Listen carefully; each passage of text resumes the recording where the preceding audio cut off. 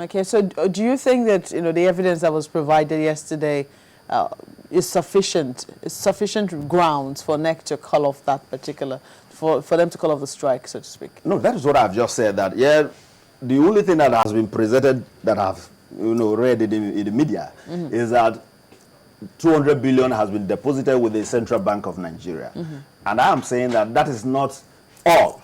We're also seeing here the federal government withdrawing ultimatum to ASU. Well, as far as the issue of ultimatum is concerned, it was not really an issue because in the first instance, there was no joint employment for all of us. We were not employed by declarations.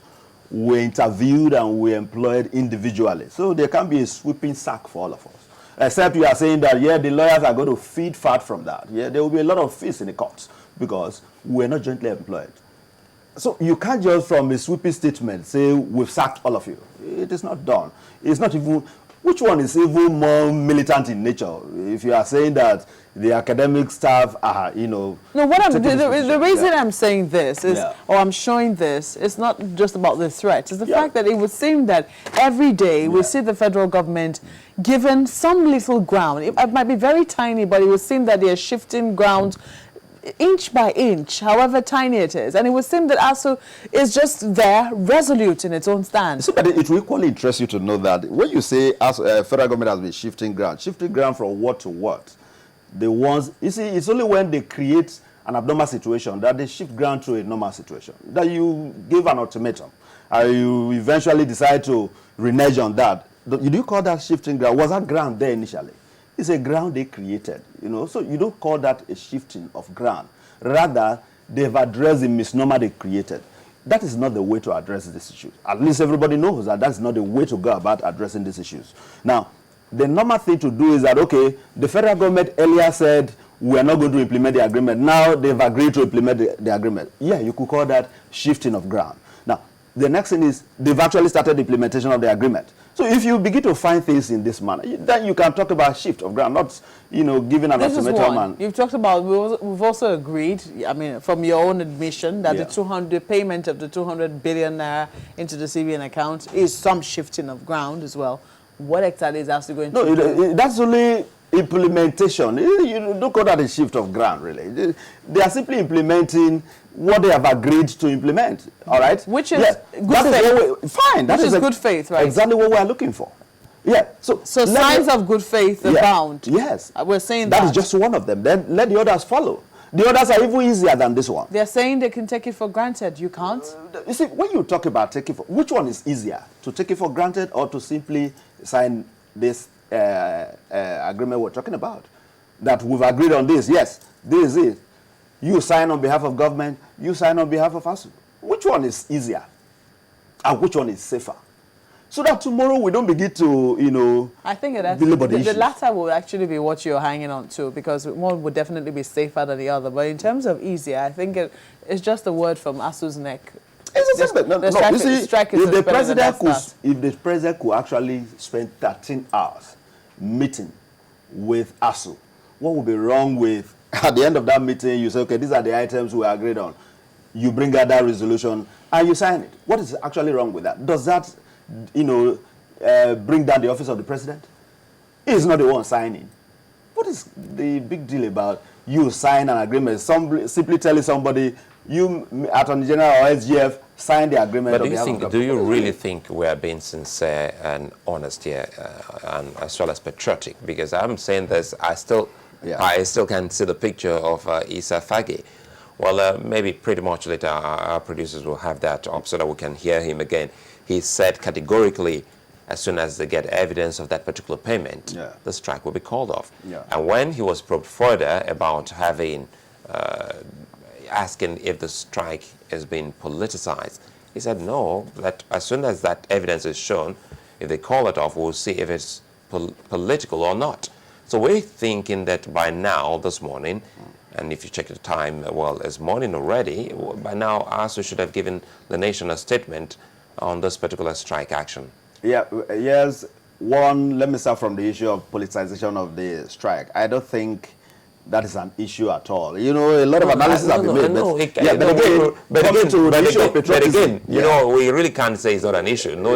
knowing the antecedent, knowing that when Professor Atari Jega left Bayero, he came on board.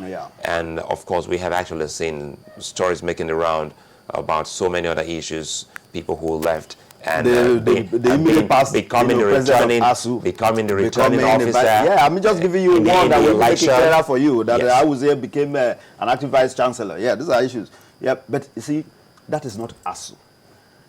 Awuzie is not ASU. All right? ASU is a body. That a member of ASU decided to do one thing or the other does not mean ASU has done that. All right? Now, on the issue of patriotism, I can tell you that one of the most patriotic bodies in Nigeria today is ASU. You know, because you need to ask yourself, well, what exactly is ASU, asking for? Now, of all the demands, like even the issue of earn allowances, was ASU actually fighting for earn allowances for academics alone? It was a general thing. Now, on the issue of funding, you should equally ask yourself, how many ASU members would have access to these funds when they are eventually disbursed to the universities? Apart from the vice chancellors, who is that member of ASU that will append the signature for these funds to, be utilized? And at the level of the vice chancellor, you can no longer describe the person even as an ASU member, even though his check-off deductions are being made, because at that level, he's more of a government representative. And that is why the government could easily call them to Abuja, go and call off this strike, go and open universities and all of that. In the first instance, University of Lagos was not closed. Students who care have been in their various hostels since then till now. Only those who could not afford to stay went home. So the question of reopening universities really was not applicable to the school at University of Lagos, because it was not closed.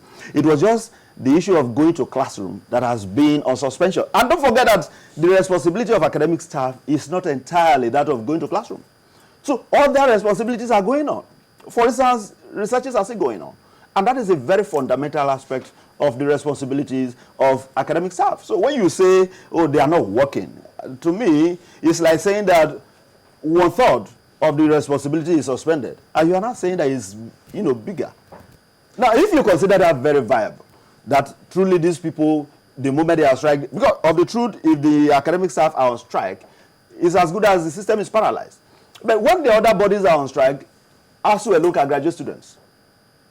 Only ASU can graduate students.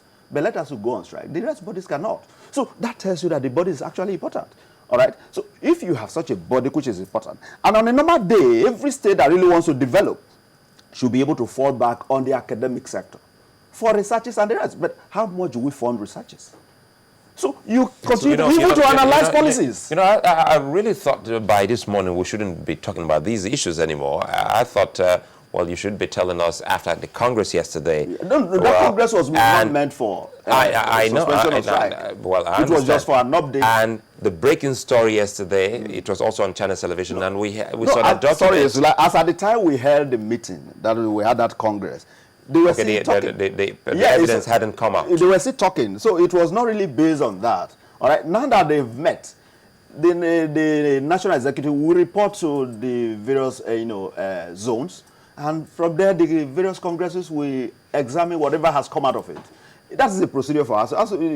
But as it stands, at least the National Executive is aware that everybody is interested in a suspension of the strike, provided the conditions given are met. And once those conditions are met, I can assure you that it will take us the next 48 hours. All right? All right, okay. Let's see how it goes. And we're hoping that we'll hold Nasir Issa Fage to his word. He specifically said to the people that once that evidence is shown, the strike will be called off immediately. No, if you end it with that, it will not be a very good one. You see, if Nasir Issa Fage had told you that if that evidence is shown, that evidence should include the other things added to it, that is the signing of that particular document. If it is just about the 200 billion, then that will not be the point. Because ASU has said, suspend the strike if these things are done, not just the 200 billion. So once those things are done, I can guarantee you. All right, okay, we'll still revisit that particular tape and see what exactly he said. Perhaps maybe we're not getting him right. But Dan Ekere, many thanks for coming. He's a lecturer at Department of Philosophy, University of Lagos. Well, Sunrise Zilla will take another moment here and we'll return. Join us again.